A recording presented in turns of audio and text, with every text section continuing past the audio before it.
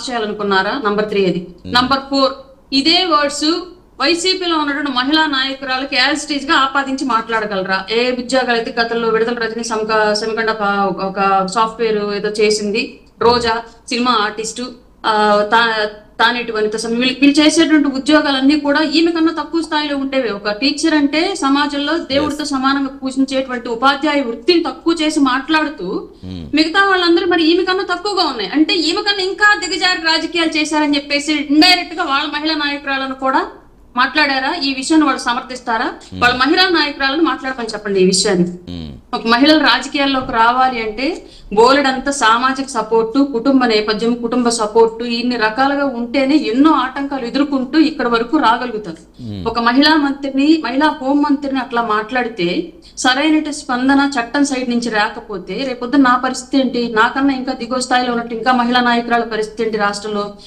Not only Janasena, TDP or కూటమి కాదు, వైసీపీలో కూడా, వైసీపీలో ఉన్న మహిళా నాయకురాలకు కూడా రక్షణ ఏంటి? రేపొద్దు ఇంకొకటి వచ్చి అమర్నాథ్ డైరెక్ట్ గా మహిళా హోమ్ మినిస్టర్ మాట్లాడితేనే ఎవరు పట్టించుకోలేదు అట్లాంటి మాటలు, నేనంటే ఎవరు పట్టించుకుంటాడు, లేదా నేను కింది స్థాయి కార్యకర్తలు అంటే ఎవరు పట్టించుకుంటాడని చెప్పి ఈ వైసీపీలో ఇంకొకటి తిడతాడు నీకు మహిళా నాయకురాలు. నువ్వేం సమాధానం చెప్తావు?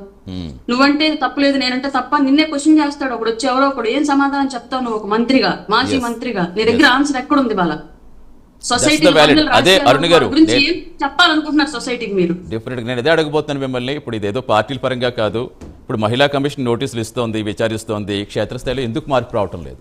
ఎందుకు యాక్షన్ తీసుకోలేకపోతున్నారు? కేవలం నోటీసులు ఇచ్చేసి ఏదో చేతులు పార్టీలు నైతిక బాధ్యత వహించాలి. నాకు తెలిసి 2016లో అనుకుంటాను ఒక బీజేపీ లీడరు నోరు జారి మాయావతి గారిని ఒక మాట మాట్లాడితే బీజేపీ నైతిక బాధ్యత వహించి ఆ లీడర్ ఇమీడియట్ గా సస్పెండ్ చేసింది.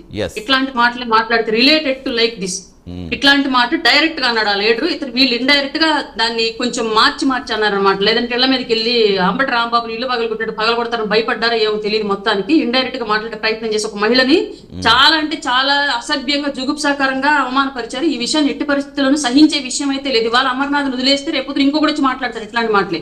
హోమ్ మినిస్టర్ మాట్లాడితేనే చర్యలు లేకపోతే మా లాంటి వాళ్ళకి రక్షణ ఇది ఆంధ్ర రాష్ట్ర రాజకీయాల్లో.